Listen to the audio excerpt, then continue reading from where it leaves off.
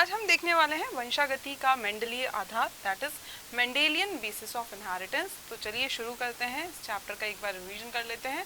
चलिए देखते हैं, जीवों के वे सभी लक्षण जो एक पीढ़ी जनरेशन से दूसरी पीढ़ी में स्थानांतरित होते हैं वंशागत या आनुवांशिक लक्षण, हेरिडिटरी और जेनेटिक कैरेक्टर्स कहलाते हैं। चलिए, इन लक्षणों का एक पीढ़ी से दूसरी पीढ़ी में स्थानांतरण वंशागति कहलाता है, दैट इज इनहेरिटेंस। विभिन्न लक्षणों की वंशागति का अध्ययन आनुवांशिकी जेनेटिक्स के अंतर्गत करते हैं। जीवधारियों की विभिन्नताएं आनुवांशिकी की दृष्टि से अति महत्वपूर्ण होती हैं। सामान्य वातावरणीय परिस्थितियों में जैव समष्टियों लिविंग पॉपुलेशंस में प्रकट होने वाली विभिन्नताओं का मुख्य आधार अर्धसूत्री विभाजन, मियोसिस एवं युग्मकों का संलयन, that is fusion of gametes अर्थात निषेचन, फर्टिलाइजेशन होता है। आनुवांशिकी के अध्ययन में विभिन्न आनुवांशिक इकाइयों हेरिडिटरी यूनिट्स की क्रियाविधियों का अध्ययन सम्मिलित होता है। सबसे पहले हम बात करेंगे आनुवांशिकी या जननी की जेनेटिक्स, जिसके बारे में जीव विज्ञान की वह शाखा जिसके अंतर्गत हम सजातीय और परस्पर संबंधित जीवों की आनुवांशिकता, इनकी आनुवांशिक समानताओं और विभिन्नताओं का अध्ययन किया जाता है, आनुवांशिकी कहलाती है, जेनेटिक्स कहलाती है। आनुवांशिकी शब्द का सर्वप्रथम प्रयोग डब्ल्यू वेटसन 1905 में किया था। आनुवांशिकी के आधारीय सिद्धांतों की खोज ग्रेगर जॉन मेंडल ने की, इस कारण उन्हें आनुवांशिकी का जनक, फादर ऑफ जेनेटिक्स कहा जाता है। आनुवांशिकी की शब्दावली की अगर हम बात करें तो कुछ प्रमुख परिभाषिक शब्द यहाँ पर निम्नलिखित दे रखे हैं। चलिए, सबसे पहला जो प्रमुख शब्द है वो है जीन। मेंडल ने इसे कारक, फैक्टर कहा। जीन गुणसूत्र पर स्थित वह रचना है जो किसी आनुवांशिक लक्षण को पीढ़ी दर पीढ़ी स्थानांतरित करती है। यह आनुवांशिक पदार्थ की क्रियात्मक इकाई फंक्शनल यूनिट है। आनुवांशिक की जीन शब्द का प्रयोग सर्वप्रथम जॉनसन 1909 ने किया था। नेक्स्ट है युग्म विकल्पी, अलीलोमॉर्फ्स और अलील्स जिन्हें हम बोलते हैं, यह शब्द बेटसन ने सन 1906 में दिया था। अलील शब्द अलीलोमॉर्फ का छोटा रूप है। यह समान जीन के एकांतरीय या फिर ऑल्टरनेटिव रूप को प्रदर्शित करता है। उदाहरण, लंबा तथा बौना समान जीन के एकांतरण रूप को प्रदर्शित करते हैं और इसीलिए ये एक जीन के दो अलील हैं। नेक्स्ट आता है जीन प्रारूप या जीन रूप, जीनोटाइप। किसी जीव का आनुवांशिक संगठन होता है, टीटी, टीटी तथा टीटी जीव के जीन प्रारूप हैं। ये युग्म विकल्पी अलील्स के विशेष जोड़े होते हैं। नेक्स्ट आता है लक्षण प्रारूप या दृश्य रूप, जो दिखा जा सके, फिनोटाइप जिसे हम बोलेंगे। ये जीवों के लक्षणों जैसे रूप, रंग, लिंग तथा व्यवहार को प्रदर्शित करते हैं। यहाँ हम बात कर सकते हैं लक्षण प्रारूप और जीन प्रारूप में विभिन्नताओं की। यहाँ जीवों के विभिन्न गुणों जैसे आकार, आकृति, रंग एवं स्वभाव आदि को व्यक्त करता है। जीन प्रारूप जो है वो जीवों के जीनी संगठन को व्यक्त करता है, जो उसमें विभिन्न लक्षणों को निर्धारित करता है। ये दिखाई देते हैं, ये दिखाई नहीं देते हैं। समान लक्षण प्रारूप वाले जीवों की जीनी संरचना समान हो सकती है और नहीं भी, लेकिन समान जीन रूप वाले जीवों का लक्षण प्रारूप सदैव समान होता है। नेक्स्ट, जीव बिंदु, जीन लोकस। यह किसी गुणसूत्र पर जीन की वास्तविक स्थिति होती है, जहां पर वो स्थित होता है, उस वास्तविक स्थिति को हम क्या बोलते हैं, जीन बिंदु। समयुग्मजी, होमोजाइगस, जब एक लक्षण के लिए दोनों जीन्स, दोनों अलील्स एक समान प्रकार के होते हैं तो उसे समयुग्मजी या लक्षण के लिए आनुवांशिकी शुद्धता, प्योरिटी ऑफ गैमेट्स कहते हैं। यह ऐसी संतति को जन्म देते हैं जिनमें स्वप्रजनन, सेल्फ रिप्रोडक्शन पर जनक समान लक्षण उत्पन्न करते हैं। जैसे प्रभावी समयुग्मजी जो कि हो गया आपके दोनों कैपिटल टी, या अप्रभावी समयुग्मजी दोनों हो गए आपके स्मॉल टी। विषम युग्मजी, जहां दोनों अलील्स जो हैं एक लक्षण के वो असमान प्रकार के होते हैं, जैसे एक बड़ा टी और एक छोटा टी, तो ये हो गए विषम युग्मजी। हेट्रोजाइगस जिसे हम इंग्लिश में बोलते हैं, एक जीन के दोनों युग्म विकल्पी अलील समान होते हैं, यहाँ असमान होते हैं, अलग अलग होते हैं। केवल एक ही प्रकार के युग्मक बनते हैं, यहाँ पर दोनों अलग अलग प्रकार के युग्मक बनेंगे, जिसमें आधों में कैपिटल टी होगा, आधों में स्मॉल टी होगा। स्वपरागण या अंतः प्रजनन होने पर संतति पैतरों के समलक्षणी एवं समजीनी होती है, लेकिन यहाँ पर स्वपरागण या अंतः प्रजनन होने पर संतति में प्रभावी दोनों विपर्यासी लक्षण व्यक्त होते हैं। लक्षण, किसी जीव की आकारिकी संबंधी विशेषताओं को लक्षण कहते हैं, कैरेक्टर्स जिन्हें हम बोल रहे हैं। विशेषक, ट्रेट, किसी लक्षण के दो भिन्न उपलक्षणों को विशेषक कहते हैं। उदाहरण, लंबा व बोना ऊंचाई के विशेषक हैं, ट्रेट हैं। युग्मक, गैमेट एक परिपक्व जनन कोशिका जो संलयन के लिए विशेषित हो, युग्मक कहलाती है। संकरण, क्रॉस, संकरण किन्हीं दो जीवों के मध्य वह क्रिया है जिसमें युग्मजों का संलयन होता है। यह निम्न प्रकार का होता है। पहला है मोनोहाइब्रिड क्रॉस, एक संकर संकरण, ऐसा संकरण जिसमें केवल एक लक्षण लिया जाए। द्विसंकर संकरण, जहां पर दो लक्षण लिए जाएं। व्युत्क्रम संकरण, रेसिप्रोकल क्रॉस, ऐसा संकरण जिसमें जनकों की अदला बदली करी जाए, जिसको पहले नर रखा था उसको फिर बाद में मादा रखा जाए, जिसको मादा रखा था उसमें उसको नर रखा जाए। विपरीत संकरण, बैक क्रॉस, F1 संतति के संकरों का उनके जनकों से संकरण विपरीत संकरण कहलाता है। जैसे मटर के लाल एवं श्वेत पुष्प वाले पादपों के बीच दिखाया गया निम्न संकरण। तो यहाँ पर हम देख सकते हैं ये आपको F1 पीढ़ी मिली है और इस F1 पीढ़ी का जब हम किसी भी एक जनक के साथ में संकरण करवाते हैं तो वो विपरीत संकरण कहलाता है। परीक्षा संकरण, टेस्ट क्रॉस जिसे हम बोलते हैं, इसे विशिष्ट विपरीत संकरण, स्पेशलाइज्ड बैक क्रॉस भी कहते हैं, क्योंकि यहाँ पर भी हम F1 पीढ़ी का संकरण जो हमारा अप्रभावी जनक था उसके साथ में संकरण करवाएंगे तो ये परीक्षा संकरण कहलाता है। किसी जीव का उसके अप्रभावी जनक से संकरण परीक्षा संकरण कहलाता है। और ये किस लिए किया जाता है, हमें जो जीनोटाइप है वो निकालना होता है, वो जानना होता है, उसके लिए ये किया जाता है। तो यहाँ पर हम देख सकते हैं जब ये क्रॉस करवाया तो हमें ये F2 पीढ़ी मिली। संकर हाइब्रिड, वह विषम युग्मजी संतति जो दो जननिक रूप से भिन्न जनकों के मध्य संकरण से उत्पन्न होती है। दो जनक के संकरण से जो संतति उत्पन्न होगी उसे हम क्या बोलेंगे, हाइब्रिड, और ये विषम युग्मजी होगी। F1 पीढ़ी फिलियल प्रोजेनी, वह संतति जो दो जननिक रूप से भिन्न दो जनकों के मध्य संकरण कराने पर उत्पन्न हो। सबसे पहली जो पीढ़ी मिलेगी वो होगी F1 पीढ़ी। F1 पीढ़ी में जब हम मध्य स्व संकरण सेल्फिंग कराएंगे उससे जो संतति उत्पन्न होगी वो होगी F2 पीढ़ी। एकल कारक, यूनिट फैक्टर, किसी जीव में किसी लक्षण के लिए उत्तरदायी कारकों को मेंडल ने कारक फैक्टर की संज्ञा दी। एक जीन डीएनए का वह खंड है जो किसी विशिष्ट प्रोटीन या पॉलीपेप्टाइड के निर्माण में सहायक होता है। जीन शब्द सर्वप्रथम जॉनसन ने प्रयोग किया था। दूसरे आते हैं प्रभावी लक्षण, डोमिनेंट ट्रेट, किसी युग्म विकल्पी जोड़े का वह युग्म विकल्पी जो समयुग्मजी व विषम युग्मजी दोनों स्थितियों में स्वयं को व्यक्त करने में सक्षम होता है, प्रभावी लक्षण कहलाता है। मतलब इस परिस्थिति में भी जो खुद को व्यक्त कर पाए और इस परिस्थिति में तो करेगा ही सही जहां दोनों समयुग्मजी हैं। तो यहाँ पर जो है जो अपने आप को व्यक्त कर पाएगा वो क्या कहलाएगा, प्रभावी लक्षण, और जो इस अवस्था में अपने आप को व्यक्त नहीं कर पा रहा है वो क्या कहलाएगा, अप्रभावी लक्षण या रिसेसिव ट्रेट। स्वजनन, सेल्फ क्रॉस या सेल्फिंग, जब एक ही जीव के नर एवं मादा युग्मकों के बीच प्रजनन की क्रिया होती है तब उसे स्वजनन कहते हैं। सहलग्नता, लिंकेज, जब दो या दो से अधिक जीन एक ही गुणसूत्र पर उपस्थित हैं तथा एक दूसरे के पास पास स्थित होते हैं, वह स्वतंत्र अपव्यूहन नहीं दर्शाते बल्कि साथ साथ वंशानुगत होते हैं और इसे ही सहलग्नता कहते हैं, लिंकेज। पुन्नेट चौखाना, पन्नेट स्क्वायर, यह एक चोकर बोर्ड है जो दो जीवों के बीच संकरण के परिणाम को प्रदर्शित करता है कुछ इस तरीके से। एक तरफ हम नर के जो जीन है वो लिखेंगे और एक तरफ हम यहाँ पर मादा के जीन जो हैं वो लिखेंगे और इस तरीके से यहाँ संकरण को दर्शाएंगे। अगर मादा के जीन ये हैं और नर के जीन ये हैं तो यहाँ पर जो है क्या होगा, इनके क्रॉस से, इनके संकरण से जो है परिणाम जो होगा उसको प्रदर्शित करता है। इसका विचार आज से पुन्नेट 1927 द्वारा दिया गया था। यह संततियों के जीन प्रारूप तथा लक्षण प्रारूप दोनों का वर्णन करता है। इसमें वर्गाकार, खड़ी व आड़ी लाइनों द्वारा चौकर खाने बनाए जाते हैं। फिर अनुवांशिक लक्षण में उपस्थित जीन्स के अनुसार जितने प्रकार के मादा युग्मक हो सकते हैं उन्हें गोले में खड़े स्तंभों के ऊपर तथा नर युग्मकों को बाई और आड़े स्तंभों में सीधा लिख देते हैं। इसके बाद संभावित जीन प्रारूप तथा लक्षण प्रारूपों को चौखाने में लिख दिया जाता है। आनुवांशिकी के प्रतीक, सिंबल्स ऑफ जेनेटिक्स, मेंडल ने जनकीय पीढ़ी के लिए P1 तथा बाद की पीढ़ियों के लिए क्रमशः F1, F2, F3 आदि संकेताक्षरों का प्रयोग किया। इसी प्रकार उन्होंने विभिन्न लक्षणों के प्रबल रूपों को अंग्रेजी नामों के बड़े कैपिटल अक्षरों से तथा अप्रभावी या सुप्त लक्षणों को अंग्रेजी नामों के छोटे स्मॉल अक्षरों से इंगित किया। ये कैपिटल और ये स्मॉल, ये प्रभावी और ये अप्रभावी, डोमिनेंट और रिसेसिव जिसे हम इंग्लिश में बोल रहे हैं। उदाहरण लंबे, टॉल व बोने ड्वार्फ तनों के लक्षणों के कारकों के लिए क्रमशः टी और टी का प्रयोग किया।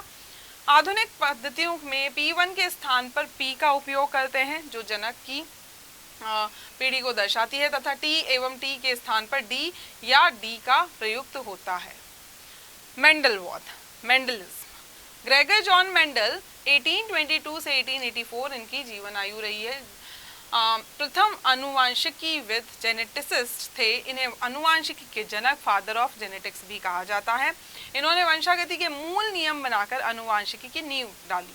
मेंडल ने अपने संकरण प्रयोगों में पहले एकाकी आनुवांशिक लक्षणों की तुलनात्मक विभिन्नताओं की वंशागति पर कई पीढ़ियों तक अध्ययन किया और पूरे प्रयत्न से सही आंकड़े जुटाए। अतः वे वंशागति की विधि पर स्पष्ट निष्कर्ष निकालने में सफल रहे। मेंडल ने अपने संकरण प्रयोगों 1856 से 1863 तक के लिए उद्यान मटर पाइसम सटाइवम, जिसका साइंटिफिक नेम है, को चुना तथा उसके निम्न 7 जोड़ी वे परियासी लक्षणों कॉन्ट्रास्टिंग ट्रेड्स का अध्ययन किया।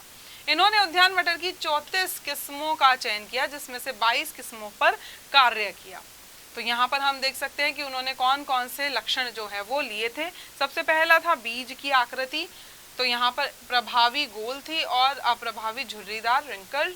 बीज का रंग पीला प्रभावी, हरा अप्रभावी, पुष्प का रंग लाल प्रभावी, सफेद अप्रभावी। फली की आकृति फूली हुई है तो ये प्रभावी, पिचकी है तो अप्रभावी, फली का रंग हरा प्रभावी, पीला अप्रभावी। पुष्प की स्थिति कक्षस्थ है, ऑक्सिलरी है तो प्रभावी, अग्रस्थ है, टर्मिनल है तो अप्रभावी। पौधे की लंबाई लंबा है तो प्रभावी, बौना है तो अप्रभावी। अपने प्रयोगों के प्रारंभ में मेंडल ने चुने हुए पादपों में स्वपरागण सेल्फ पॉलिनेशन की क्रिया बार बार कराकर समान लक्षणों वाली कई संततियों से शुद्ध नस्ली पादप प्राप्त किए, प्योर लाइन प्राप्त किए। मेंडलों के कार्य की पुनः खोज, रीडिस्कवरी ऑफ मेंडल वर्क। भाई सन 1900 में हॉलैंड के ह्यूगो डी व्रियस, जर्मनी के कार्ल कॉरेंस तथा ऑस्ट्रिया के एरिक वॉन शर्मैक ने मेंडल द्वारा पाए गए निष्कर्षों को पुनः खोजा। सन 1901 में ह्यूगो डी व्रीज ने मेंडल के पेपर को प्राप्त कर उन्हें फ्लोरा में प्रकाशित किया। मेंडल द्वारा प्राप्त निष्कर्षों को कॉरेंस ने आनुवांशिक के नियम के रूप में प्रस्तुत किया। मेंडल की सफलता के कारण, अब क्या क्या कारण थे मेंडल की सफलता के? मेंडल ने एक समय में केवल एक ही लक्षण की वंशागति का अध्ययन किया था। उन्होंने केवल आनुवांशिक रूप से शुद्ध पादपों का चयन किया जिसकी पुष्टि उन्होंने अगली पीढ़ियों के पादपों से स्वपरागण सेल्फ पॉलिनेशन परीक्षण द्वारा की। मेंडल ने अपने प्रयोगों का F2 एवं F3 पीढ़ी एवं आगे की पीढ़ियों तक अध्ययन किया था। मेंडल ने अपने प्रयोगों द्वारा निकले गए आंकड़ों का संकलन कर पूरा रिकॉर्ड रखा और उनका सावधानी पूर्वक विश्लेषण किया। अन्य लक्षणों से मिलने की संभावना से बचाव के लिए मेंडल ने शुद्ध लक्षणों के पादपों को बगीचे में अलग अलग क्यारियों में बोया। मेंडल ने कुछ लंबे और कुछ छोटे पादपों के पुंकेसर काट दिए जिससे कि इन पादपों में स्वपरागण न हो। प्रायोगिक पदार्थ का चयन, selection of practical material. Mendel ने प्रयोग के लिए संयोगवश ही उद्यान मटर के पादप का चयन नहीं किया, उसके लिए भी कुछ कारण थे। तो कारण क्या थे? मटर का पादप एक वार्षिक पादप है जिसका जीवन चक्र अल्पकालीन शॉर्ट डेज होता है। इससे कम समय में अनेक पीढ़ियों का अध्ययन किया जा सकता है। इसके पुष्प द्विलिंगी उभयलिंगी होते हैं अर्थात नर एवं मादा जनान एक ही पुष्प में होते हैं। पादप मुख्यतः स्वयं परागित होते हैं। इसे आसानी से उगाया जा सकता है। स्वनिषेचन सेल्फ फर्टिलाइजेशन के कारण मटर के पादप समयुग्मजी होमोजाइगस होते हैं अतः पीढ़ी दर पीढ़ी इसके पादप शुद्ध लक्षण वाले बने रहते हैं। इसमें कृत्रिम रूप से पर परागण क्रॉस पॉलिनेशन द्वारा सरलता पूर्वक संकरण कराया जा सकता है। मटर के पादपों में अनेक विरोधी लक्षण हैं। संकरण द्वारा प्राप्त संतति पूर्ण उर्वर होती है। अब नेक्स्ट आता है संकरण विधि, क्रॉसिंग मेथड जिसे बोलते हैं। मेंडल ने मादा के रूप में प्रयोग में लाए जाने वाले बौने पादपों को पुष्पों को खोलकर उसके पुंकेसरों को हटा दिया और ताकि इसमें स्वपरागण न हो सके, और इस प्रक्रिया को हम क्या बोलते हैं? विपुंसन या फिर इमैस्कुलेशन। उन्होंने एक लंबे तने वाले पादप से परागकण लेकर बौने तने के पुष्प के वर्तिकाग्र स्टिग्मा पर रखे और इस प्रकार बौने तने वाले पादपों में परपरागण हो जाता है। परागण के पश्चात बौने पादपों के पुष्पों को थैलियों में बांध दिया गया ताकि किसी अन्य स्रोत से परागकण जो है इनके वर्तिकाग्रों पर न पहुंच पाए। मेंडल के वंशागति संबंधित संकरण प्रयोग। अब Mendel's hybridisation experiments of inheritance.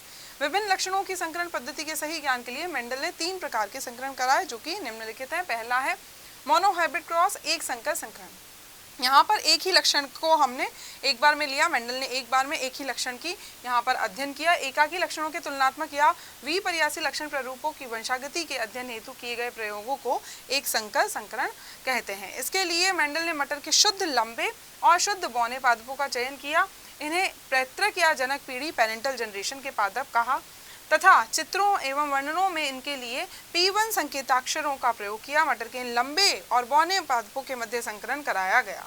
इसके पश्चात इसे बने संकर बीजों को अंकुरित कराने पर लंबे पादप उत्पन्न हुए। इस प्रकार दो विपरीत गुणों वाले जनक पादपों के मध्य संकरण से उत्पन्न पादपों को संकर तथा इस पीढ़ी को प्रथम संतति पीढ़ी फर्स्ट फाइलियल जनरेशन कहते हैं, जिसे F1 पीढ़ी द्वारा प्रदर्शित किया जाता है। अब मेंडल ने लंबे पादपों वाली मतलब कुछ इस प्रकार का क्रॉस उन्होंने यहाँ पर कराया और ये हमारी पी जनरेशन पी पीढ़ी हो गई। और इससे मिलने वाली इस क्रॉस इस संकरण से मिलने वाली जो पीढ़ी थी उसे हमने क्या बोला, वो कुछ ऐसी थी जिसमें सारे पादप कैसे थे, लंबे थे, और इस पीढ़ी को बोला गया F1 पीढ़ी। तो यहाँ पर अगर इस पीढ़ी का F1 पीढ़ी का जब हमने स्वपरागकण कराया, स्व संकरण कराया यहाँ पर, तो यहाँ पर हमें जो है F2 पीढ़ी मिली और उस F2 पीढ़ी में लंबे व बौने दोनों प्रकार के पादप 3:1 के अनुपात में प्राप्त किए गए। मतलब 3 तो ऐसे थे जो लंबे थे, 3% ऐसे थे जो लंबे थे और सिर्फ 1% ऐसे थे जो बौने थे। तो इसी प्रकार मेंडल ने अन्य 7 जोड़ी विपर्यासी लक्षणों का अध्ययन किया। F2 पीढ़ी में इन सभी परीक्षणों के परिणाम लगभग 3:1 के अनुपात में थे। तो यहाँ इस तरीके से हम देख सकते हैं। देखिए पहला ये जनक पीढ़ी है, यहाँ पर जब हमने संकरण कराया तो F1 पीढ़ी मिली जिसमें सारे लंबे पौधे हमें प्राप्त हुए। फिर जब इनमें स्वपरागकण कराया तब हमें F2 पीढ़ी मिली और यहाँ पर 3% ऐसे थे जो लंबे थे, सिर्फ 1% ऐसे थे जो बौने थे। मेंडल द्वारा तृतीय संतति पीढ़ी F3 पीढ़ी का अध्ययन करने पर पता चला कि F2 पीढ़ी के सभी बौने पादपों में स्वपरागण कराने से बौने पादप बनते हैं। मतलब कि अगर सिर्फ आप बौने पादपों का स्वपरागण कराएंगे तो बौने पादप आपको मिलेंगे और बौनेपन के लिए शुद्ध है, किंतु लंबे पादपों में से 1/3 पादप लंबेपन के लिए शुद्ध है। मतलब शुद्ध मतलब ऐसे हैं जिनका जीनोटाइप ऐसा है, और अशुद्ध लंबे ऐसे हैं जिनमें दोनों तरीके के एलील हैं। तो 1:2:1 के अनुपात में प्राप्त हुए। अतः F2 पीढ़ी में लंबे और बौने पादपों में 3:1 का अनुपात वास्तव में 1:2:1 का अनुपात है। चलिए, तो यहाँ पर हम देख सकते हैं मेंडल द्वारा एक संकर संकरण प्रयोगों से प्राप्त मटर की F2 संततियों के परिणाम। तो यहाँ पर बीज के रंग के लिए जब कराया तो सभी पीले F1 में मिले और फिर यहाँ पर F2 में हमें 3:1 मिला। फिर बीज का आकार का हमने कराया तो फिर वापस सभी गोल मिले यहाँ पर F1 में, और F2 की अगर हम बात करते हैं तो यहाँ पर हुआ हमारा 3:1। फिर वापस से अगर हम पुष्प के रंग की बात करते हैं तो सभी बैंगनी आए F1 में, F2 में फिर वापस 3:1। इस तरीके से बाकी जो जितने भी 7 लक्षण थे उन सभी का संकरण मेंडल ने कराया और देखा लगभग जो F2 पीढ़ी थी उसका जो अनुपात आ रहा था वो 3:1 आ रहा था। व्युत्क्रम संकरण रेसिप्रोकल क्रॉस। मेंडल ने एक गुण संकर संकरण की पूर्ण जानकारी प्राप्त करने के लिए व्युत्क्रम संकरण का उपयोग किया। इसके अंतर्गत उन्होंने बौने तने वाले पादप के पराग कणों को लंबे तने वाले पादपों के वर्तिकाग्र पर स्थानांतरित किया। इस बार इन्होंने जो लंबा वाला जो पादप था उसको मादा पादप के रूप में इन्होंने यूज किया या फिर वहां पर रखा, और इसी क्रॉस को इसी संकरण को हमने व्युत्क्रम संकरण बोला है। तो यहाँ पर पादपों के वर्तिकाग्रों पर स्थानांतरित करके भी अध्ययन किया। मेंडल ने देखा कि इन संकरणों के पश्चात भी F1, F2 एवं F3 पीढ़ियों के पादपों में तनों की लंबाई की वंशागति यथावत रही। अतः यह सिद्ध हुआ कि लक्षणों की वंशागति पर लैंगिकता का कोई प्रभाव नहीं होता है। मेंडल के एक संकर संकरण का आधुनिकीकरण मॉडर्नाइजेशन। मेंडल ने पादपों के लंबे लक्षण को T से तथा बौने लक्षण को छोटे t से प्रदर्शित किया। आधुनिक वैज्ञानिक ने कैपिटल T की जगह D यूज किया व स्मॉल t छोटे t की जगह स्मॉल d का प्रयोग करते हैं। अतः हम कह सकते हैं कि यह DD तथा DD के मध्य संकरण है जिसमें F2 पीढ़ी की संततियों के लक्षण प्रारूप और जीन प्रारूप अनुपात निम्नलिखित हैं। लक्षण प्रारूप की अगर हम बात करें तो 3% लंबे होंगे, सिर्फ 1% बौने होंगे। जीन प्रारूप की अगर हम बात करें तो 1% में ऐसा स्थिति होगी, 2% में ऐसी होगी और 1% में फिर वापस ऐसी होगी। एक संकर संकरण पर आधारित मेंडल की अभिधारणाएं। तो यहाँ पर मेंडल ने एक संकर संकरण प्रयोग में उद्घाटित तथ्यों फैक्ट्स के आधार पर निम्न 3 निष्कर्ष दिए। पहला, अनुवंशिकी के कारक फैक्टर्स ऑफ जेनेटिक्स। जीवों में अनुवांशिक लक्षणों का विकास ऐसी सूक्ष्म रचनाओं के प्रभाव में होता है जो एक पीढ़ी से दूसरी पीढ़ी में युग्मकों गैमेट्स के द्वारा जाती रहती हैं। मेंडल ने लक्षणों की वंशागति के लिए जिम्मेदार इन इकाई रचनाओं या कणों यूनिट पार्टिकल्स को इकाई कारक यूनिट फैक्टर का नाम दिया। मेंडल ने F2 पीढ़ी में प्राप्त आनुवांशिक लक्षण के विपर्यासी रूपों के मध्य 3:1 के अनुपात से यह निष्कर्ष निकाला कि जीव शरीर में प्रत्येक आनुवांशिक लक्षण के लिए 2 इकाई कारक यूनिट फैक्टर्स होते हैं, परंतु लैंगिक जनन के लिए जीव द्वारा उत्पन्न युग्मकों में सभी लक्षणों के लिए एक एक ही कारक होते हैं। मतलब एक युग्मक में सिर्फ एक ही कारक होगा, एक गैमेट में उस जोड़े का एक ही कारक होगा, एक ही अलील होगा। जंतुओं में युग्मक शुक्राणु तथा अंडाणु होते हैं, हमें पता है। पादपों में इन युग्मकों को नर युग्मक व मादा युग्मक कहते हैं। प्रभाविता एवं अप्रभाविता, डोमिनेंस एंड रिसेसिवनेस। तो यहाँ पर अगर हम बात करते हैं, मेंडल ने अपने एक संकर संकरण के प्रयोग से निष्कर्ष निकाला कि प्रत्येक आनुवांशिक लक्षण के 2 विपर्यासी रूप पाए जाते हैं, जिसमें से एक प्रभावी होता है तथा दूसरा जो है वो अप्रभावी रिसेसिव होता है। अतः जिन सदस्यों F1 पीढ़ी के संकर सदस्यों में दोनों विपर्यासी रूपों के कारक साथ साथ उपस्थित होते हैं, मतलब ऐसा था वहाँ पर F1 पीढ़ी में, उनमें लक्षण के केवल प्रभावी रूप का लक्षण प्रारूप प्रकट होता है। सिर्फ लंबे पौधे आए दिखाई दिए, अप्रभावी रूप का लक्षण प्रकट नहीं होता है। पृथक्करण सेग्रीगेशन, यद्यपि संकर सदस्यों में अप्रभावी लक्षणों का विकास नहीं होता, परंतु इसका कारक प्रभावी लक्षण के कारक के साथ रहते हुए भी यथावत शुद्ध रहता है, इसमें किसी भी प्रकार का परिवर्तन नहीं होता है। अतः जब दोनों कारक पृथक होते हैं, मतलब जब दोनों कारक पृथक होते हैं, अलग अलग युग्मकों में जाते हैं, तो यह अपने लक्षण की अभिव्यक्ति देता है। मेंडल ने यह निष्कर्ष F2 पीढ़ी के कुछ पादपों में बौने तने के लक्षण के फिर से प्रकट होने के आधार पर निकाला। मेंडल ने स्पष्ट किया कि F1 पीढ़ी के सभी पादपों में जो नर एवं मादा युग्मक बनते हैं, उनमें से आधे 50% में लंबे तने का तथा शेष 50% में छोटे या बौने तने का कारक चला जाता है। इस तरीके से तो 50% युग्मकों में ये वाला टी होगा और 50% में ये वाला टी होगा। अतः इन पादपों से निर्मित बीजों में से 1/4 25% के में दोनों कारक बौने तने के और 1/4 25% दोनों कारक लंबे तने के तथा आधों में, मतलब 25% में ये, 25% में ये और 50% में एक जो है वो लंबे तने का और एक जो है वो बौने तने का होगा। किंतु संकर पादप थे, जैसा उन्होंने F3 पीढ़ी में देखा। इस प्रकार F2 पीढ़ी के सदस्यों के लक्षण F1 पीढ़ी के सदस्यों में उपस्थित कारकों के पृथक्करण पर आधारित होते हैं। मेंडल के वंशागति के नियम, मेंडल्स लॉज ऑफ इनहेरिटेंस। सबसे पहला नियम जो आता है वो है प्रभाविता का नियम, लॉ ऑफ डोमिनेंस।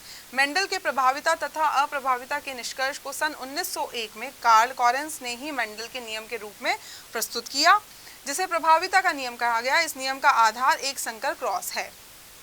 इस नियम के अनुसार जब 2 समयुग्मजी शुद्ध नस्ली पादपों में संकरण कराया जाता है तो F1 पीढ़ी में प्रकट होने वाले लक्षणों को प्रभावी तथा F1 पीढ़ी में न दिखने वाले लक्षणों को अप्रभावी लक्षण या रिसेसिव लक्षण कहते हैं। उदाहरण, एक संकर क्रॉस में जब एक बौने पादप का संकरण एक लंबे पादप से कराया गया, तब F1 पीढ़ी में सभी पादप कैसे थे? लंबे उत्पन्न हुए। प्रभाविता का नियम अनेक पादपों पर लागू होता है। अगर कुछ अन्य उदाहरण हम देखें तो सूरजमुखी शाखा निर्माण, शाखित व्यवहार अशाखित व्यवहार पर प्रभावी होता है। कपास में धागों का रंग, रंगीन धागे श्वेत पर प्रभावी होते हैं। मक्का कर्नेल के प्रकार, गोल मंडयुक्त कर्नेल, झुर्रीदार मीठे कर्नेल पर प्रभावी होते हैं। प्रभाविता का नियम जंतुओं पर भी लागू होता है। गिनी सुअरों में रंगों की वंशागति देखने पर स्पष्ट रूप से काला रंग श्वेत रंग पर प्रभावी दिखाई देता है। तो यहाँ पर हम देख सकते हैं प्रमुख पादपों एवं जंतुओं के प्रभावी एवं अप्रभावी लक्षणों का प्रदर्शन। जैसे जीव में अगर हम बात करें तो यहाँ पर खरगोश में काली त्वचा प्रभावी है, सफ़ेद अप्रभावी है, काला जो है संकरों के लक्षण। तो यहाँ पर 3:1। अगर चूहा जो है वो सामान्य आकार का प्रभावी है, बौना अप्रभावी है, मनुष्य काली आंख प्रभावी है, 6 उंगलियां जो है वो आपकी अप्रभावी हैं, बौना कद जो है वो आपका अप्रभावी है। बौना कद प्रभावी है और उसके बाद में आपका लंबा कद जो है वो अप्रभावी है। तो यहाँ पर हम देख सकते हैं 5 उंगलियां जो हैं वो हमारी क्या हैं? अप्रभावी है। टमाटर की बात करें, लाल फल प्रभावी है, पीला आवरण, गोल फल, बैंगनी तथा ग्लूस का। तो यहाँ पर जो है कुछ प्रभावी लक्षण हर किसी में मिलेंगे आपको, पादपों में भी और जंतुओं में भी। पृथक्करण का नियम दूसरा नियम है ये मेंडल का, लॉ ऑफ सेग्रीगेशन जिसे हम बोलते हैं। इस नियम के अनुसार एक आनुवांशिक लक्षण की विभिन्नताओं का विपर्यासी रूपों के कारक अधिक समय साथ साथ रहने पर भी अपरिवर्तित अर्थात शुद्ध बने रहते हैं। अगर ये साथ साथ भी हैं, दोनों अलग अलग हैं, फिर भी एक दूसरे में के साथ रहकर भी शुद्ध बने रहेंगे, जिसके फलस्वरूप युग्मकों में जाने वाली सभी कारक शुद्ध होते हैं। इसी कारण इस नियम को युग्मकों की शुद्धता का नियम भी कहा जाता है, law of purity of gametes, या संकरों के विलग्न का नियम, law of splitting of hybrids भी कहा जाता है। चलिए चित्र द्वारा प्रदर्शित किया गया है, तो यहाँ पर हम देख सकते हैं, देखिए ये शुद्ध बौने हैं, शुद्ध लंबे हैं, इनका हमने संकरण कराया तो F1 पीढ़ी जो हमें मिली वहाँ पर दोनों हमें यहाँ पर मिले अलील, और विषम युग्मजी संकर थे ये हाइब्रिड जिसे हम बोल सकते हैं। जब इनका स्वपरागण कराया तो हमें F2 पीढ़ी में 3:1 के अनुपात में यहाँ पर हमें पादप मिले। 3 जो थे 3% लंबे थे, 1% बौने थे। अगर हम जीन प्रारूप अनुपात देखें तो यहाँ पर 1% जिनमें शुद्ध लंबे और 2% जिसमें शुद्ध नहीं अशुद्ध लंबे और 1% शुद्ध बौने वाले प्राप्त हुए। पृथक्करण का नियम सभी जीवों के लिए लागू होता है। जंतुओं में इस विलगन के अध्ययन के लिए Thomas Hunt Morgan, TH Morgan आधुनिक आनुवंशिकी के पिता ने फल मक्खियों जैसे ड्रोसोफिला पर प्रयोग किया। द्विसंकर संकरण, डाई हाइब्रिड क्रॉस जिसे हम बोलते हैं, जहां पर हमने दो लक्षणों की एक ही संकरण में अध्ययन किया। इस संकरण में विपर्यासी लक्षणों के 2 जोड़े सम्मिलित होते हैं। मेंडल ने बाद में एक ही समय पर 2 जोड़ी विपर्यासी लक्षणों के स्थानांतरण तथा पृथक्करण में के प्रयोगों का व्यवहारिक अध्ययन किया। मेंडल ने जब गोल बीज व पीले बीज पत्र, round seed and yellow cotyledon वाले पादपों तथा झुर्रीदार बीज व हरे बीज पत्र वाले पादपों P1 के मध्य संकरण करवाया तो F1 पीढ़ी में केवल गोल व पीले बीज पत्र वाले पादप उत्पन्न हुए। उन्होंने फिर 556 ऐसे बीज एकत्रित किए तथा इन्हें अलग अलग स्थान पर उगाकर F2 पीढ़ी के पादप प्राप्त किए। इन पादपों में स्वपरागण कराने पर उन्हें 4 प्रकार के संयोजन बीज प्राप्त किए, round yellow, round wrinkled, round green, wrinkled yellow और रिंकल ग्रीन। कुछ इस तरीके के 4। तो 315 पादप गोल बीज तथा पीले बीज पत्र युक्त, 108 पादप गोल बीज तथा हरे बीज पत्र युक्त, 101 पादप झुर्रीदार बीज और पीले और 32 पादप झुर्रीदार बीज तथा हरे बीज पत्र युक्त। इस प्रकार F2 पीढ़ी की संततियों में इन 4 प्रकार के पादपों की संख्या में क्रमशः लगभग 9:3:3:1 का अनुपात रहा। इसे द्विसंकर अनुपात डायहाइब्रिड रेशियो कहते हैं। मेंडल ने उपरोक्त परिणामों से चौथा निष्कर्ष यह निकाला कि गोल बीज व पीले बीज पत्र लक्षण झुर्रीदार बीज व हरे बीज पत्र लक्षणों पर प्रभावी हैं, डोमिनेंट हैं। इसी कारण F1 पीढ़ी के समस्त पादप गोल बीज व पीले बीज पत्र धारण करते हैं। F2 पीढ़ी में चारों लक्षणों के स्वतंत्र रूप से अपव्यूहन के कारण प्रत्येक जोड़ी के विपर्यासी लक्षण कॉन्ट्रास्टिंग कैरेक्टर दूसरी जोड़ी के विपर्यासी लक्षण से स्वतंत्र रूप से व्यवहार करते हैं और इसीलिए इस नियम को लॉ ऑफ इंडिपेंडेंट असॉर्टमेंट भी कहा गया। अतः मटर के बीजों की आकृति व बीज पत्रों का रंग दोनों स्वतंत्र रूप से व्यवहार करते हैं। 2 अलग अलग जीन हैं। इसी कारण युग्मक निर्माण के समय मटर के बीजों के गोल या छुर्रीदार लक्षण के जीन एवं बीज पत्रों के हरे या पीले रंग के लक्षण के जीन स्वतंत्र रूप से अपव्यूहन करते हैं। मेंडल ने बीजों के गोल लक्षण को R से तथा झुर्रीदार लक्षण को स्मॉल छोटे r से प्रदर्शित किया। इसी प्रकार उसने पीले रंग को कैपिटल बड़े Y से और हरे रंग को छोटे y से निरूपित किया। अतः हम कह सकते हैं कि यह YYRR तथा YYRR के मध्य संकरण है, जिसमें लक्षण प्रारूप एवं जीन प्रारूप अनुपात निम्नवत है। अगर हम लक्षण प्रारूप अनुपात देखें तो वो हो जाएगा 9:3:3:1 जो कि ये है। और अगर हम जीन प्रारूप की बात करें तो यहाँ 4:1, 4:2 और 1:4 ये हमारा जीन प्रारूप अनुपात है। तो यहाँ इस तरीके का ये संकरण है। देखिए ये P1 पीढ़ी है, पेरेंटल या जनक पीढ़ी है, जिसमें हमने पीला गोल लिया और इधर हरा झुर्रीदार लिया। उसके बाद में इनका संकरण कराया तो ये हमें F1 पीढ़ी प्राप्त हुई, जिसमें पीले और गोल यहाँ पर हमें सारे मिले। फिर उसके बाद में जब हमने इनका स्वपरागण कराया तो हमें ये F2 पीढ़ी मिली और F2 पीढ़ी में हमें हर तरीके के मिले। किस रेशियो में, किस अनुपात में मिले? 9:3:3:1। ये हो गया लक्षण प्रारूप और जीन प्रारूप अनुपात ये रहा। द्विसंकर संकरण के आधार पर मेंडल की अवधारणा।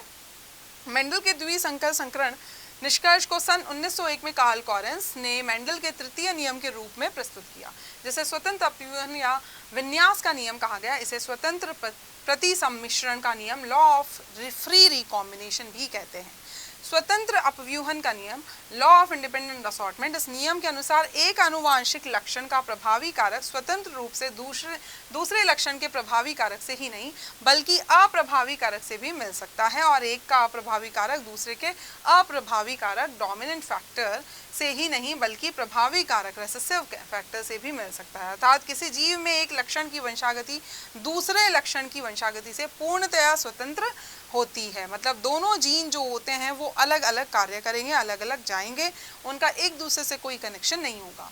त्रिसंकर संकरण की अगर हम बात करें, जब दो या दो से अधिक अनुवांशिक विपर्यासिक लक्षणों को ध्यान में रखकर संकरण करवाया जाता है तो इसे बहुसंकर संकरण या पॉलीहाइब्रिड क्रॉस कहते हैं। उदाहरण त्रिसंकर संकरण, यहाँ 3 जोड़ी विपर्यासी लक्षणों को ध्यान में रखकर संकरण करवाया जाता है।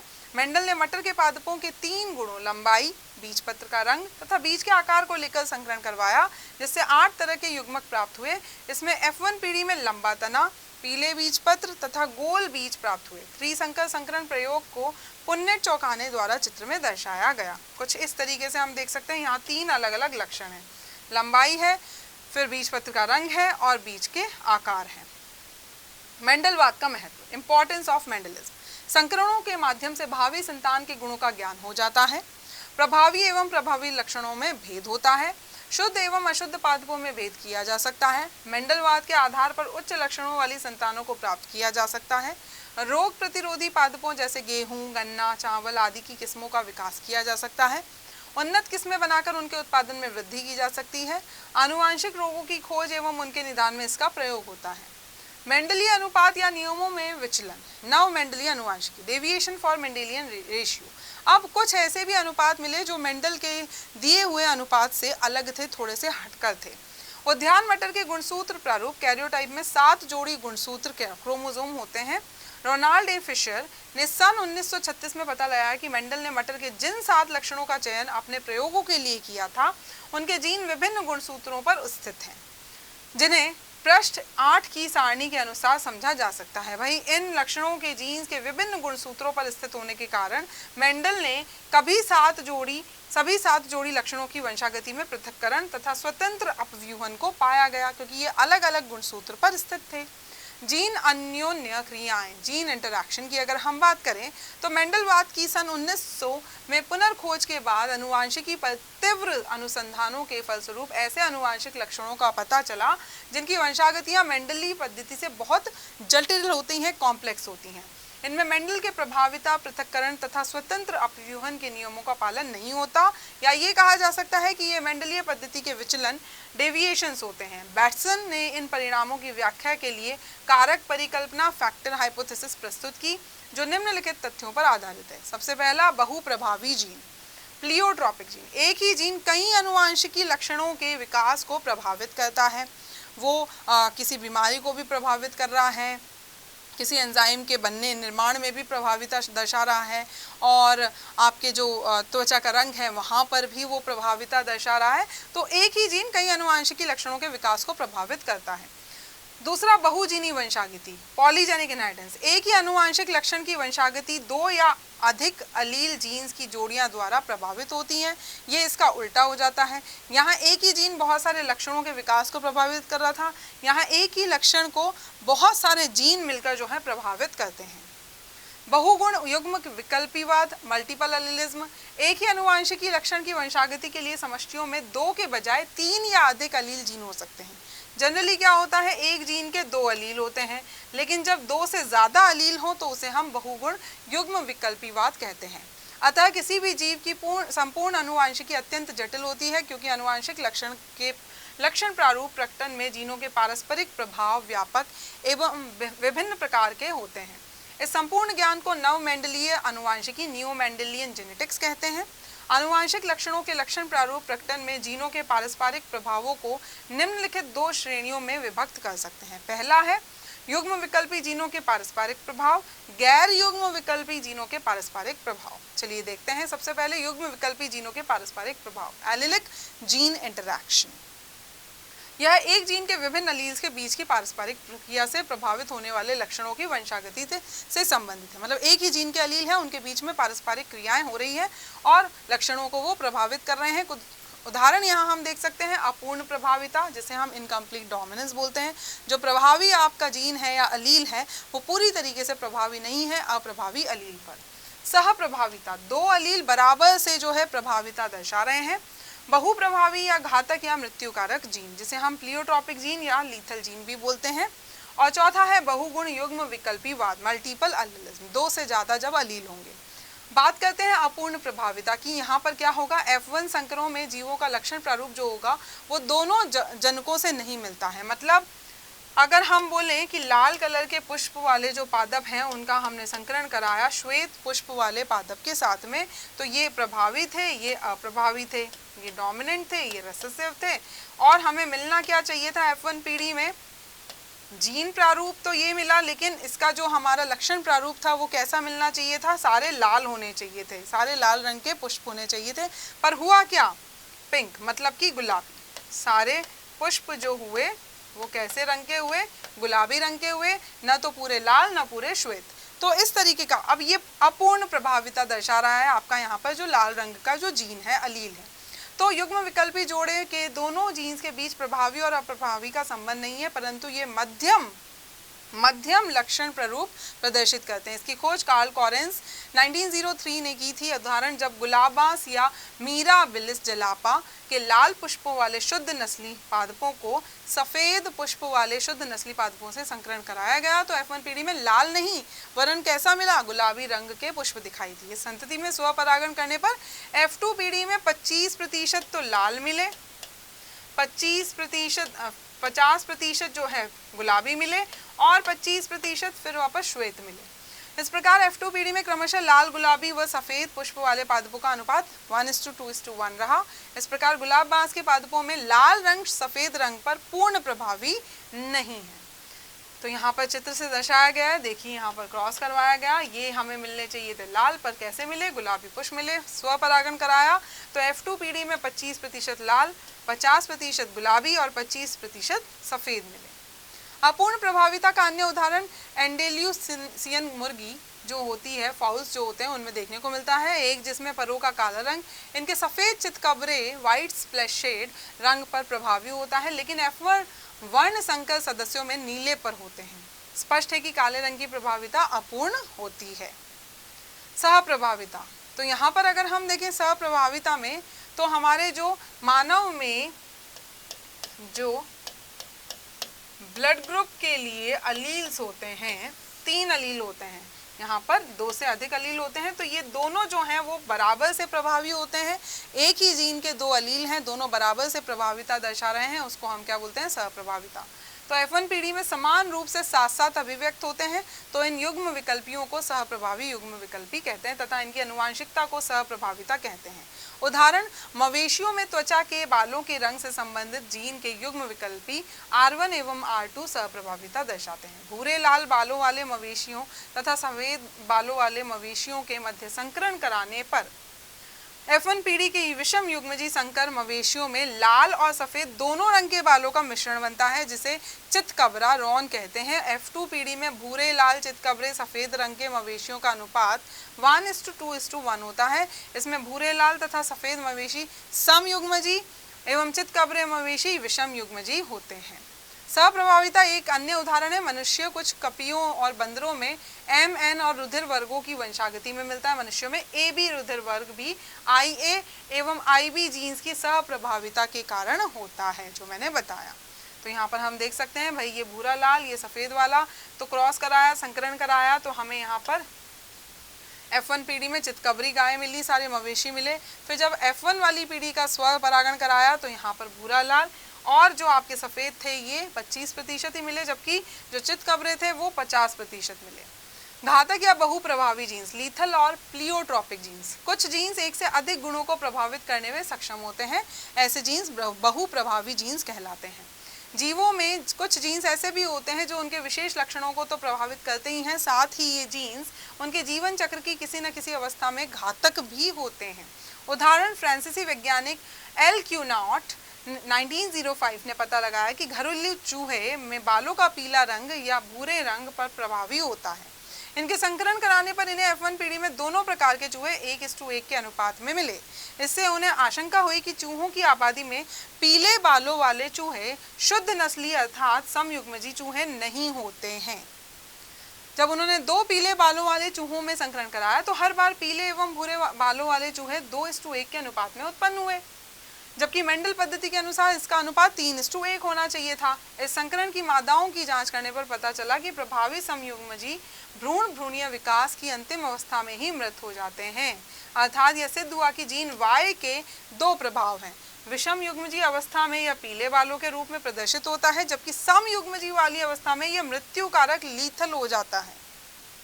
तो यहाँ पर इस तरीके से देखिए आप, जो है जनक है ये पीले वाले हैं, ये भूरे वाले हैं। पीले वालों में विषम युग्मजी हैं और ये समयुग्मजी हैं भूरे वाले। तो जब इनका संकरण कराया तो हमें कैसे मिले, 50% पीले 50% भूरे मिले। जब इनका स्वपरागण या फिर हम बोलते हैं फिर वापस इनका स्वपरागण हमने कराया, संकरण कराया, तो यहाँ पर देखिए आप ये वाले पीले हैं और जबकि ये वाले भी आपके पीले हैं। और इनका जब संकरण कराया तो F1 पीढ़ी के भ्रूण जो हैं तो उनमें जिनमें समयुग्मजी अवस्था हुई वो मर गए, जबकि 50% जो है वो पीले हुए और 25% कैसे। बहुगुण युग्म विकल्पीवाद मतलब मल्टीपल एलीलिज्म। यदि किसी लक्षण का निर्धारण करने वाले 3 या 3 से अधिक जीन्स में कोई भी जीन समजात गुणसूत्रों में समान स्थान लोकाई पर उपस्थित होता है तो इन्हें बहुगुण विकल्पी कहते हैं। उदाहरण मनुष्य में रुधिर वर्गों की वंशागति। Inheritance of blood group in humans. रुधिर वर्गों की खोज लैंडस्टीनर ने की थी। मनुष्य में AB और रुधिर वर्गों की वंशागति बहुगुण अलीलवाद का मुख्य उदाहरण है। बर्नस्टीन 1924 से 25 के अनुसार AB और रुधिर वर्ग मनुष्य का एक आनुवांशिक लक्षण है जो संतानों में मेंडल के नियमों के अनुसार माता पिता से प्राप्त जीन्स के आधार पर विकसित होता है। इस जीन्स की वंशागति 2 नहीं बल्कि 3 तुलनात्मक लक्षणों के जीन्स पर निर्भर करती है।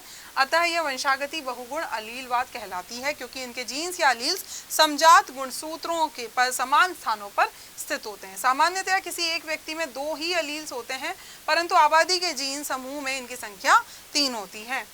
अतः बहुगुण अलीलवाद का संबंध समष्टि अनुवांशिकी पॉपुलेशन जेनेटिक्स से होता है। चलिए यहाँ पर देख लेते हैं।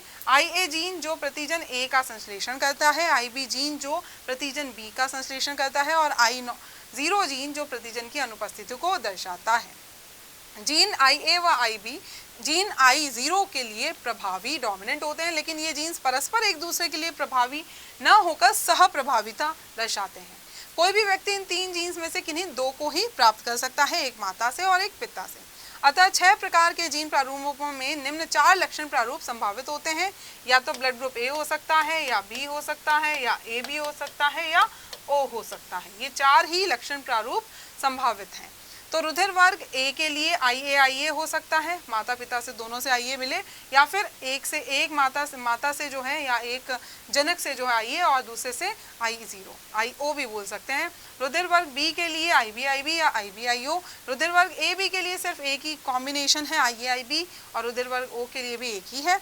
तो जनकों से IA जीन्स प्राप्त होने वाली संतानों के लाल रुधिराणुओं में प्रतिजन A एवं IB-IB या IB-0 जीन्स प्राप्त होने वाली संतानों में प्रतिजन B बनता है। अतएव जिस संतान को जनकों से IA-IB जीन्स प्राप्त होंगे उसमें दोनों प्रतिजन A और B बनेंगे। इसका मुख्य कारण 2 जीन्स में परस्पर प्रभाविता का अभाव अर्थात सप्रभाविता लैक ऑफ डोमिनेंस और को डोमिनेंस है। जो संतानें जीन्स I0 प्राप्त करती हैं उनमें कोई प्रतिजन नहीं बनेगा। जीन IO अन्य दोनों जीन्स IA एवं IB के लिए अप्रबल रिसेसिव होता है, इसलिए IA-I0 एवं IB-IO जीन्स प्राप्त करने वाली संतानों में क्रमशः प्रतिजन A एवं B बनते हैं। तो यहाँ हम देख सकते हैं किस तरीके से जो है यहाँ पर इसके वंशागति जो है दर्शाई गई है अलग अलग संभावनाओं में। गैर युग्म विकल्पी जीनों के पारस्परिक प्रभाव। अब नॉन एलिलिक जीन इंटरैक्शंस देखते हैं। इनमें मेंडलीय नियमों के ऐसे विचलन होते हैं जिनमें किसी लक्षण के लक्षण प्रारूप प्रकटन में जीन्स की एक युग्म विकल्पी जोड़ी के प्रभाव को दूसरी युग्म विकल्पी जोड़ी के जीन्स बदल देते हैं।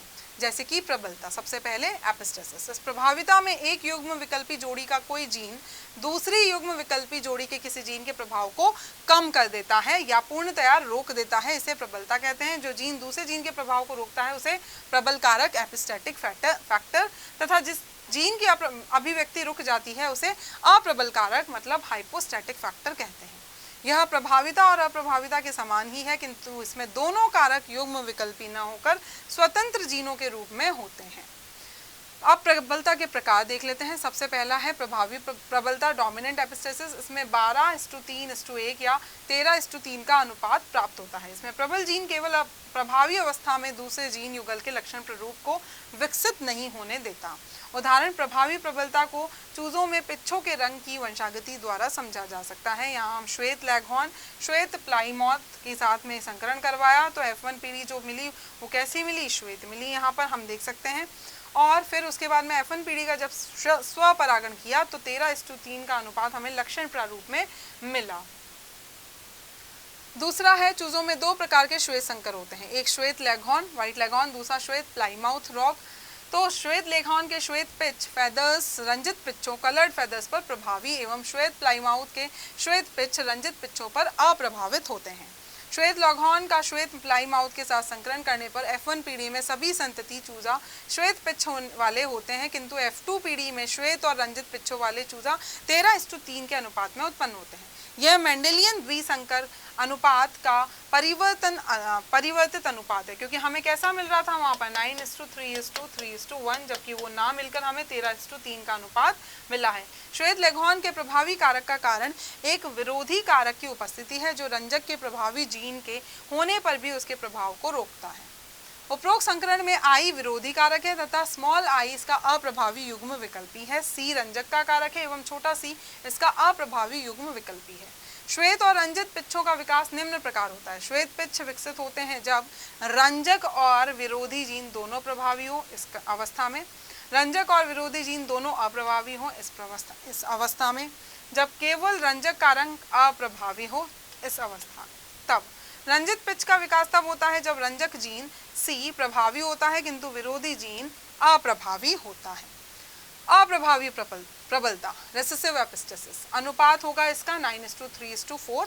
इसमें प्रबल जीन केवल अप्रभावी अवस्था में दूसरे जीन युगल के प्रभाव को प्रकट नहीं होने देता है। उदाहरण, अप्रभावी प्रबलता को चूहों में त्वचा के रंग की वंशागति द्वारा समझा जा सकता है। देखते हैं तो यहाँ पर काला और एल्बिनो जो है उसमें हमने संकरण कराया तो कैसा मिला, भूरा यहाँ पर मिला। और फिर जब F1 पीढ़ी का हमने स्वपरागण कराया तो F2 पीढ़ी में हमें क्या अनुपात प्राप्त हुआ, 9 भूरे 3 काले और 4 एल्बिनो। तो ये भी इससे हटकर ही था जो हमें मेंडल द्वारा मिला था।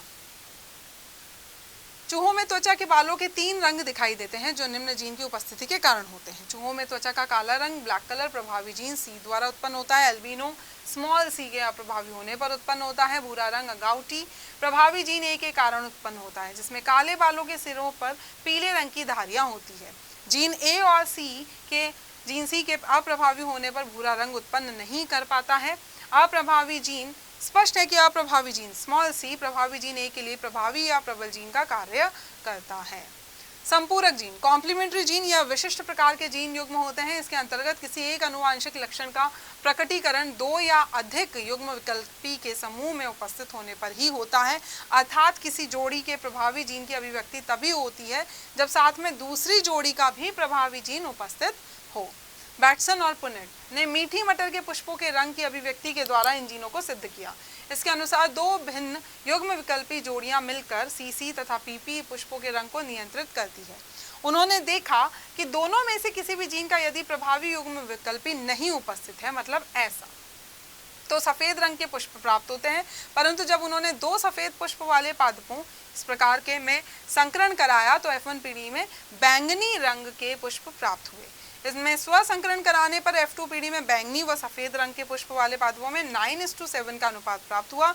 अतः स्पष्ट है कि बैंगनी रंग 2 प्रभावी जीनों की उपस्थिति में प्रकट होता है। यदि दोनों जीनों में से किसी भी एक के प्रभावी जीन अनुपस्थित हैं, मतलब इस प्रावस्था में, तो बैंगनी रंग के पुष्प प्राप्त नहीं होंगे। तो यहाँ हम देख सकते हैं, देखिए श्वेत पुष्प हैं और ये भी श्वेत पुष्प हैं, लेकिन जब जैसे ही हमने संकरण कराया तो F1 पीढ़ी में कैसे मिले बैंगनी पुष्प, क्योंकि एक एक प्रभावी दोनों में है। इसलिए जब हमने इसका स्वपरागण कराया तो लक्षण प्रारूप हमें क्या मिला, अनुपात 9:7।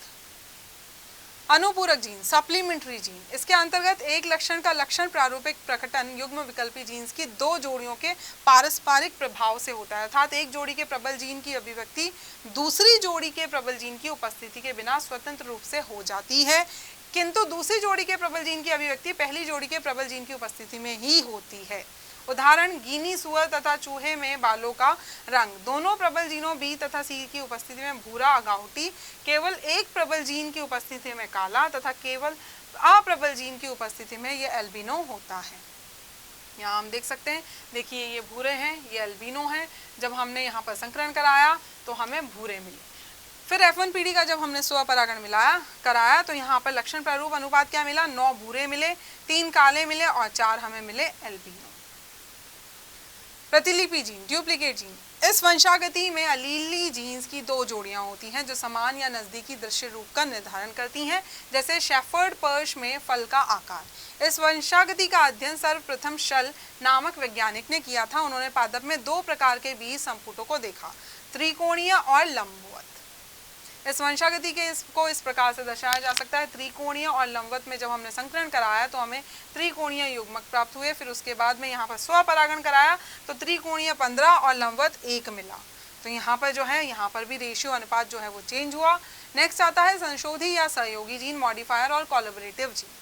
इस वंशागति में भी युग्म विकल्पी जीन्स की दो जोड़ियां काम करती हैं। इनमें से प्रत्येक जोड़ी के प्रबल जीन का अपना अलग प्रभाव होता है, परंतु यदि दोनों जोड़ियों के प्रबल जीन साथ साथ उपस्थित या अनुपस्थित हो तो नए लक्षणों का लक्षण प्रारूपिक प्रकटन, फिनोटिपिक एक्सप्रेशन हो जाता है। जैसे कि मुर्गों में कलंगी की आकृति की वंशागति यहाँ हम देख सकते हैं।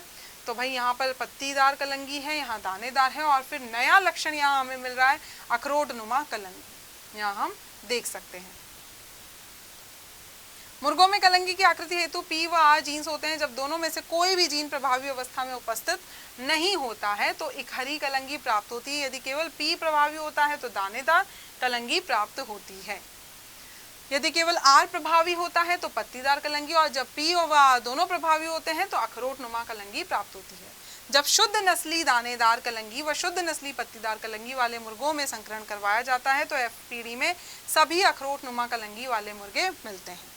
इनमें अंतः प्रजनन करवाने पर F2 पीढ़ी में सभी 4 प्रकार अर्थात अखरोटनुमा, दानेदार, पत्तीदार और इकहरी कलंगी वाले मुर्गे क्रमशः 9:3:3:1 के अनुपात में प्राप्त होते हैं। मात्रात्मक, क्रमिक या सम्मिश्रण वंशागति और बहुजीनी वंशागति, क्वांटिटेटिव ग्रेडिंग और ब्लेंडिंग इनहेरिटेंस या पॉलीजेनिक इनहेरिटेंस। जीव जातियों की आबादियों के कुछ आनुवंशिक लक्षणों में विभिन्न सदस्यों के बीच कम मात्रा में अविच्छिन्न विभिन्नताएं होती हैं। ऐसे लक्षणों की वंशागति को मात्रात्मक वंशागति कहते हैं। उदाहरण, मनुष्य में त्वचा के रंग का प्रकटन। क्वांटिटेटिव, जितने ज़्यादा जितने जैसे अलील होंगे वैसा ही कलर हो जाएगा। जैसे अगर हम बात करें तो यहाँ पर 3 अलील्स होते हैं, मानवों में 3 अलील्स होते हैं जो त्वचा के रंग का निर्धारण करते हैं। तो यहाँ पर अगर हम बात करें जितने ज़्यादा ये हमें जो हमारे प्रभावी वाले यहाँ जो अलील हैं वो डार्क या फिर गहरा रंग देंगे त्वचा का, और जो अप्रभावी वाले हैं वो हल्का रंग देंगे त्वचा का। तो अगर जितने ज़्यादा प्रभावी वाले अलील होंगे उतना ही गहरा रंग हो जाएगा त्वचा का, और जितने अप्रभावी वाले अलील होंगे उतना ही हल्का रंग हो जाएगा त्वचा का। तो कुछ इस तरीके से हम यहाँ पर इसे दर्शा सकते हैं। जैसे कि निग्रो जो बिल्कुल गहरे रंग के होते हैं, और ये सफ़ेद जो हैं इनको हमने संकरण कराया तो हमें F1 पीढ़ी मिली, और F1 पीढ़ी में हमने देखा जिनमें सारे जो प्रभावी अलील हैं वो निग्रो हो गए, जिनमें थोड़े बहुत अगर अप्रभावी अलील आ रहे हैं तो वो काले हो गए। जैसे जैसे अप्रभावी अलील की मात्रा बढ़ती जाएगी रंग कैसा हो जाएगा त्वचा का, सफ़ेद होता जाएगा। तो यहाँ पर हम देख सकते हैं 1 निग्रो, 4 काला, 6 संकर मतलब बिल्कुल बीज के, संकर वो उन्हें बोल रहे हैं जो बिल्कुल बीज के हैं, 4 हल्का गोरा और 1 जो है वो सफ़ेद है। मानव में त्वचा का रंग 2 जोड़ी युग्म विकल्पी के द्वारा नियंत्रित होता है, 3 जोड़ी के द्वारा होता है, ये A, B और C। तो यहाँ पर अगर सारे के सारे जो हैं वो प्रभावी हैं तो मैंने बताया बिल्कुल गहरा रंग हो जाएगा, निग्रो जिसे हम बोल रहे हैं, और सारे के सारे अगर अप्रभावी हैं तो बिल्कुल हल्का, जो बिल्कुल सफ़ेद होंगे। चलिए, तो आज के लिए यही था। अब नेक्स्ट लेक्चर में मिलते हैं हम नेक्स्ट पार्ट के साथ में। तब तक आप लोग स्वस्थ रहिए, मस्त रहिए और व्यस्त रहिए।